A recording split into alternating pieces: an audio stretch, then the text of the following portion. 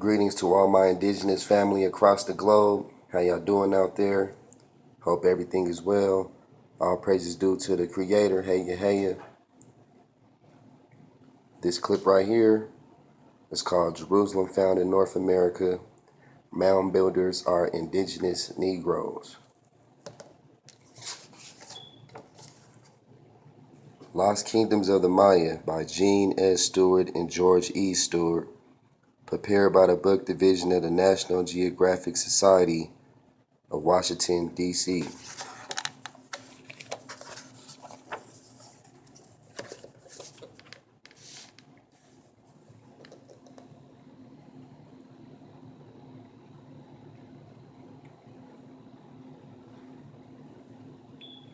Frederick Catherwood. He was standing with his feet in the mud and was drawing with his gloves on to protect his hands from the mosquitoes, recalled John Lloyd Stevens of a humid, oppressive November morning in 1839. His artist companion Frederick Catherwood stood in despondent bewilderment, attempting in vain to capture the intricate detail of a carved coupon stela. At the time, Frederick Catherwood was 40 years old. Born in London, he had studied classical art and architecture and traveled widely between 1821 and 1836 in Italy, Greece, Egypt, and the Middle East. Returning to London, Catherwood soon became involved in the exposition of a great panoramic painting of Jerusalem, and there met Stevens. On September 9th, 1839, they signed a contract to explore together the ancient cities of Central America.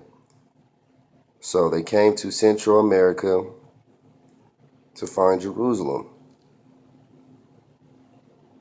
Catherwood soon became involved in the exposition of a great panoramic painting of Jerusalem, and there met Stevens.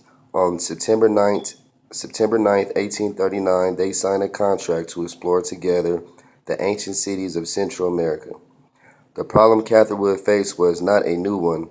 Earlier illustrators of Maya sculptors, educated in classical European art, had unwittingly transferred the styles of ancient Greece and Rome to their drawings. Not so Catherwood. With the help of his own persistence and a camera lucida that allowed him to project the images directly onto paper, he became the first artist to overcome the Maya style barrier. He went on to produce hundreds of drawings and paintings of ancient Maya art and architecture with unprecedented accuracy. Catherwood, the man remains largely an enigma. His only known portrait, incorporated into one of his own views, shows him as a distant, blurry figure helping to measure a tempo and a chain of misfortunes that began immediately after the Maya travels. Catherwood lost most of his life's work in the painting of Jerusalem as well, in a fire that consumed the New York Panorama building on July 31st, 1842. The legacy of this unknown and largely unsung hero consists of a few sketches and watercolors, the 200 or so engravings that fill Stevens' books, and 25 superb hand-colored lithographs of Maya ruins issued in 1844. Catherwood spent the last few years of his life as a civil engineer and surveyor for railroad construction in South America, Panama, and California. His death at sea in the 1854 sinking of the SS Arctic in the North Atlantic received only a single laconic line in the press weeks after the tragedy. Mr. Catherwood also is missing. Richly detailed lithographs by Frederick Catherwood brought Mayan ruins to life. Here, Indians examine a serpent killed at the house of the governor in Oxmal. As you can see, they're copper colored. They kind of look like mongoloids to me, though. But yeah.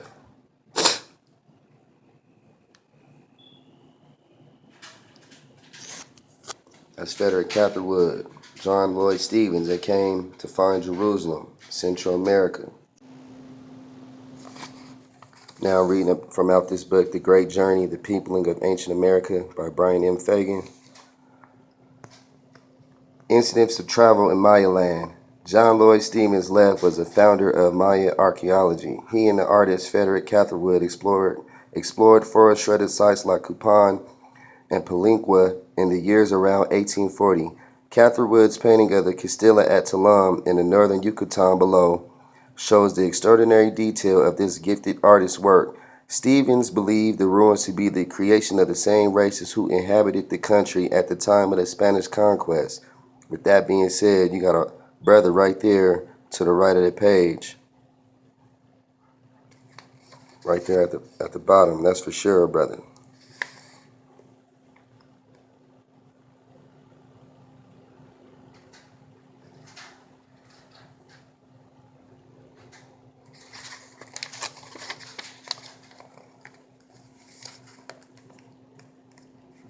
Ohio Serpent Mound.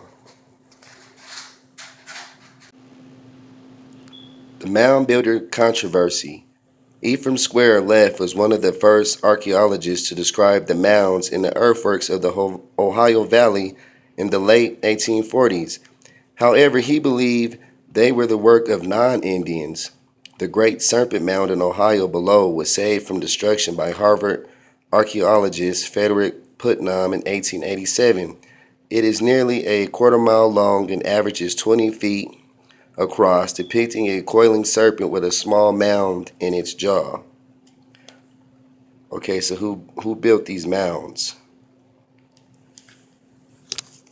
Next page.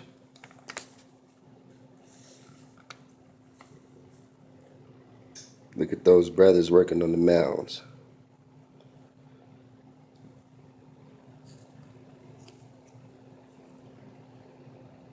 You got those devils right there observing everything. But look who's working on it. The Archaeology of the United States. Samuel Haven Leff wrote his immortal essay on American archaeology in 1856. A painstaking archaeological scholar, he dismissed fantasies about ancient mound builders with reasoned argument. Dr. Monroe Dickerson, a 19th century collector and lecturer, boasted he had opened more than 1,000 mounds. He used a 348-foot-long painting on muslin below as a backdrop for his lectures all over the Midwest. The artist shows excavations in progress in the layers of the mound.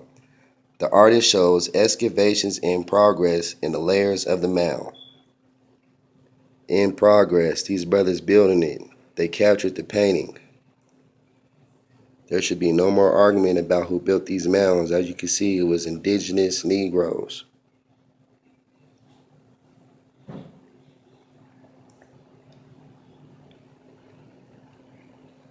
All praise is due to the Creator. Hey, hey.